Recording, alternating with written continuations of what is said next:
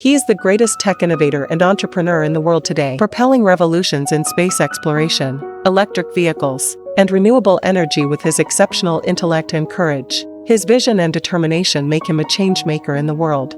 Elon Musk's attraction to risk was a family trait. In that regard, he took after his maternal grandfather, Joshua Haldeman, a daredevil adventurer with strongly held opinions who was raised on a farm on the barren plains of central Canada. Joshua Haldeman's risk-taking eventually caught up with him. He was killed when a person he was teaching to fly hit a power line, causing the plane to flip and crash. His grandson Elon was 3 at the time. He knew that real adventures involve risk. He says, risk energized him. Haldeman imprinted that spirit onto one of his twin girls, Elon's mother, May. I know that I can take a risk as long as I'm prepared, she says. As a young student, she did well in science and math. She was also strikingly good-looking, tall and blue-eyed, with high cheekbones and sculpted chin. She began working at age 15 as a model, doing department store runway shows on Saturday mornings. At 7:30 on the morning of June 28, 1971, May Musk gave birth to an 8-pound, 8-ounce boy with a very large head. Elon cried a lot, ate a lot, and slept little. At one point May decided to just let him cry until he fell asleep. But she changed her mind after neighbors called the police. His mood switched rapidly when he wasn't crying. His mother says, he was really sweet.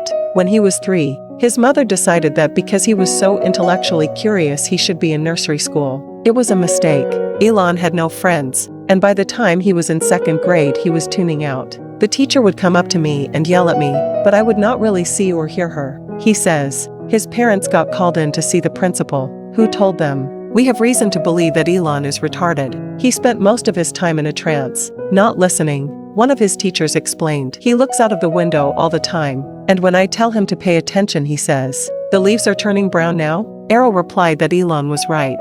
The leaves were turning brown. The impasse was broken when his parents agreed that Elon's hearing should be tested. As if that might be the problem, they decided it was an ear problem, so they took my adenoids out. He says, that calmed down the school officials, but it did nothing to change his tendency to zone out and retreat into his own world when think-ing. Ever since I was a kid, if I start to think about something hard, then all of my sensory systems turn off. He says, I can't see or hear or anything. I'm using my brain to compute, not for incoming information. The other kids would jump up and down and wave their arms in his face to see if they could summon back his attention, but it didn't work. It's best not to try to break through when he has that vacant stare. His mother says, one day when he was 5, one of his cousins was having a birthday party, but Elon was punished for getting into a fight and told to stay home. He was a very determined kid, and he decided to walk on his own to his cousin's house. The problem was that it was on the other side of Pretoria, a walk of almost 2 hours. Plus, he was too young to read the road signs. I kind of knew what the route looked like because I had seen it from a car,